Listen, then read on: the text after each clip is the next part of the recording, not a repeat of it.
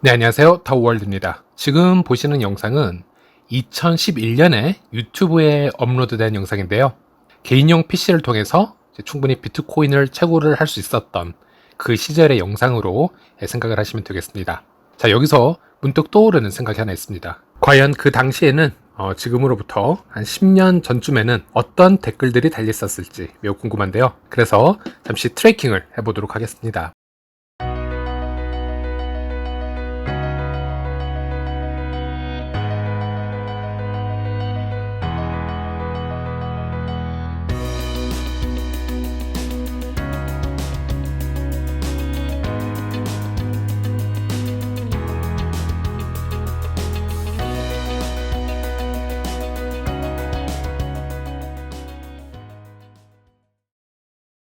네, 이렇게 보시는 것처럼 몇 가지의 종류로 나뉘어지는 것을 볼 수 있었는데요. 왜 이런 바보짓을 하느냐? 이 앱은 좀 위험한 앱이 아니냐? 아니면 무료로 나눠주는 코인으로 무엇을 할 수 있느냐? 이런 얘기가 되겠는데요. 네, 지금 이 순간에 비트코인과 파이코인을 바로 비교를 하는 것은 거의 불가능에 가깝죠. 하지만 이 영상을 통해서 말씀드리고 싶은 것은 파이 네트워크도 2019년에는 무료 채굴이라는 단어를 우리가 사용을 한다 하더라도 큰 이질감이 없던 코인이었던 건 맞습니다. 그런데 지금은 시간이 1, 2년이 더 흘렀고 지금의 상황은 그 예전과는 좀 다르다라는 얘기를 해보려고 하는 것이고요. 우리가 현재 시점에서 비트코인의 채굴을 생각을 해보면 보통 이런 채굴장을 먼저 떠올리게 됩니다. 한 국가의 전력 사용량보다 더 많은 전기를 필요로 한다라는 사실이나 또 이로 인해서 환경 오염까지 또 야기하는 부분이라든지 지금은 첫 이미지가 엄청난 컴퓨팅 파워가 필요한 채굴 이런 이미지를 떠올리기 쉽다라는 거죠. 이 사토시 나카모토가 만들어낸 초기 백서를 한번 읽어보고요. 또 비트코인의 기본 알고리즘을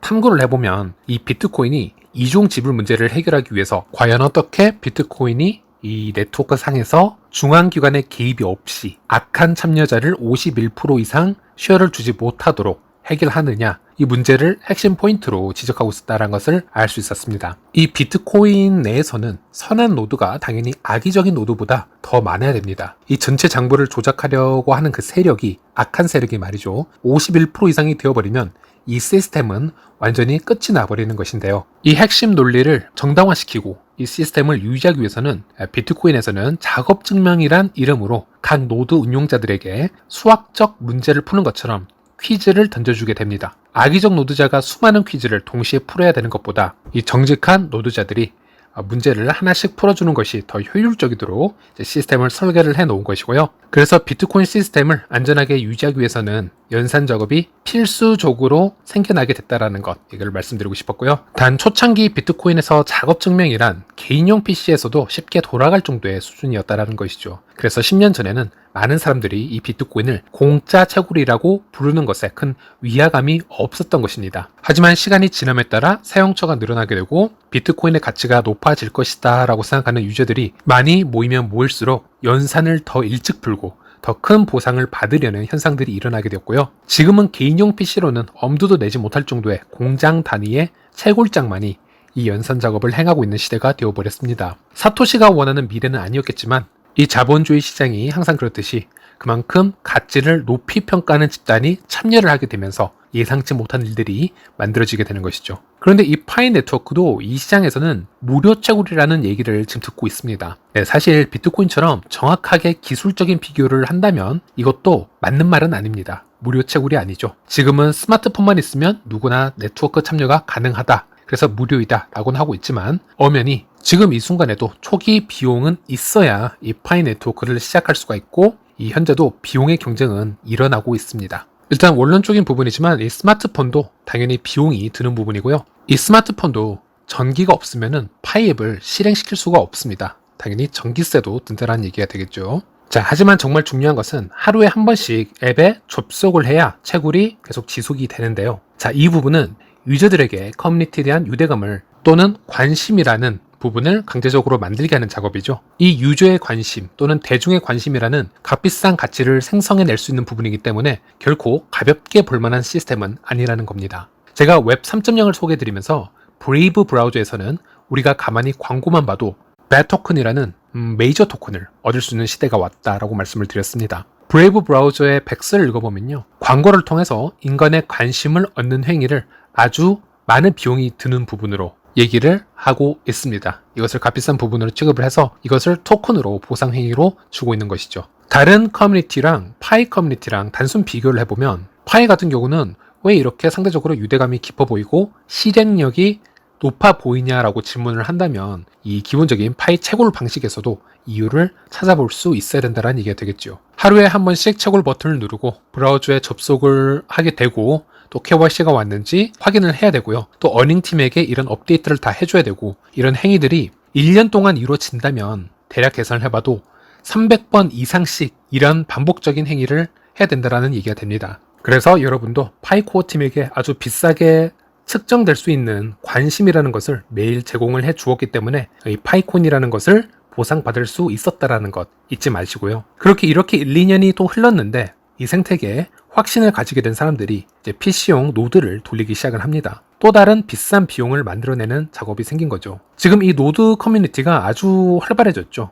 상당히 늘어나 있고 이 파이 노드만을 위한 PC 구매가 또 상당히 많이 일어나고 있습니다. 이 노드의 수준은 현재 시장에 존재하는 암호화폐 프로젝트 중 최고 수준에 이미 도달했다라고 보시면 됩니다. 다만 파이 네트워크는 이제 스텔라와 같이 SCP 합의 알고리즘을 사용을 하고 있기 때문에 비트코인과 같은 작업 증명에 비해서는 아주 소량의 에너지만 필요로 하고 있습니다. 그래서 파이 네트워크 내에서 PC에 대한 비용이 계속 발생한다는 것은 어떤 과도한 경쟁으로 인해서 환경오염 이슈를 일으킨다든지 아니면 에너지 낭비에 대한 이슈로 이어질 필요는 없다라는 얘기가 되겠습니다. 네, 말씀드린 것처럼 파이는 연산 작업의 경쟁으로 보상을 받는 시스템이 아닙니다. 파이는 신뢰 기반을 두고 있고요. 투표 방식의 합의를 진행해 나가는 FBA를 기초로 한 스텔라 합의 방법을 사용을 하고 있습니다. 파이는 컴퓨팅 에너지의 사용을 최소화하고 있지만 그 반대로 사람과 사람의 신뢰관계를 가지는 것에 비용을 만들어내는 것을 볼 수 있습니다. 물론 초창기에는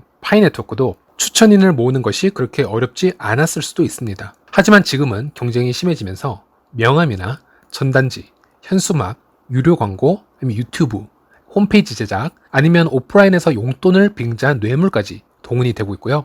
파이 어닝팀을 모으기 위해서 소고기를 사줬다란 말이 흔하게 들릴 정도로 이제는 비용의 전쟁 단계로 접어들고 있다는 것을 볼 수 있었습니다. 제가 지금 영상에 파이 네트워크 추천인을 여기에 붙인다고 해서 예전처럼 추천인들이 마구 늘어나지는 않습니다. 미디어에서 고퀄리티 컨텐츠들이 계속 제작이 되어 나오고 있기 때문에 이제는 하루에 한 명 이상 추천인을 늘리기도 힘이 듭니다. 지금 파이 네트워크에서 비용의 전쟁은 이미 시작되었고요.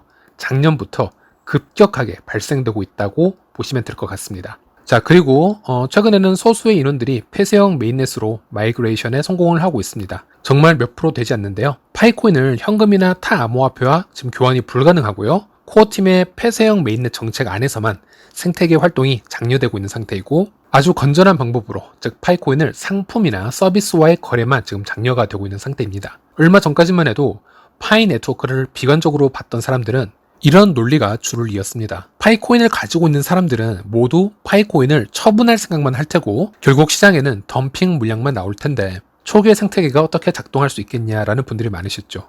그런데 지금 상황을 보면 본인들이 생각한 것은 완전히 다르게 흘러가고 있음을 확인할 수 있을 겁니다. 물론 지금은 확답을 하기가 힘듭니다. 아직 극초기 상태고요. 생태계가 어떻게 지금 바뀔지 모릅니다. 10번, 100번이고 지금 넘어야 될 장애물이 더 많이 남아있고요. 물론 이 시점에도 몰래 파이 네트워크에서 덤핑을 하는 유저들이 존재합니다. 지금도 존재하고요. 앞으로도 존재하고 미래에도 가격이 엄청 오른다 하더라도 존재할 겁니다.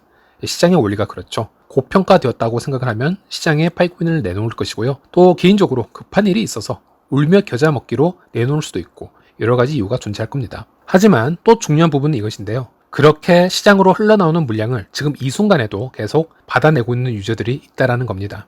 단지 지금은 이런 유저들이 어떤 트레이드 방식으로 해서 이 코인을 모으고 있는지는 잘 모르겠으나 상대적으로 높은 비용을 들여가면서 큰 리스크를 걸고 매집을 하고 있는 걸지도 모르고요. 또는 아직 잘 모르는 파이오니어들을 속여가면서 규정을 어기고 현금으로 매집을 하는 것일지도 모릅니다. 이런 케이스는 지금 단계에서는 코어팀에게 직접 증거를 제출을 해야 될지도 모릅니다. 아직은 탈종화가 되어 있지 않은 상태이기 때문이고요. 어쨌든 이 초기 단계에 이 소량의 데이터로 매집이라는 표현을 쓰지는 않겠습니다.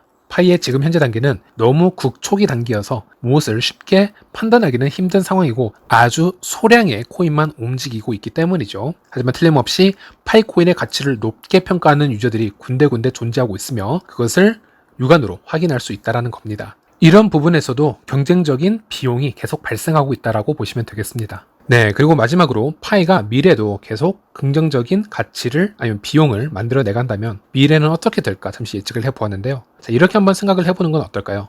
오픈 메인넷이 되고요. 추천인 경쟁이 계속되는 미래에는 본인의 아이디로 어닝팀을 모으기 위해서 어닝팀의 신규 가입자에게 USDC와 같은 암호화폐를 보상을 주고요. 그렇게 어닝팀 숫자를 늘려가야 되는 세상이 올 수도 있습니다. 그런 경쟁이 더 심화가 되면은 미래에는 고래가 아니면은 어닝팀을 더 이상 늘리기 힘든 그런 시대가 올 수도 있겠죠. 지금도 파이코인 하나 채굴하기가 쉽지 않습니다. 그런데 미래는 옆 사람보다 아니면 더 큰 세력들이 주고 있는 보상보다 더 많은 보상을 주고 프로젝트를 더 자세히 설명을 해야 겨우 어닝팀을 모을 수 있는 복잡한 세상이 될지도 모른다는 생각을 해보았고요. 이 생각으로 영상을 마치도록 하겠습니다. 지금 여러분 주위에 파이코인 하시는 분들이 생각보다 꽤 많이 존재합니다. 만약 주변에 있다면 그분들과 어닝팀을 맺고 지금이라도 파이코인을 채굴하시길 바라겠습니다. 시청해주셔서 감사합니다.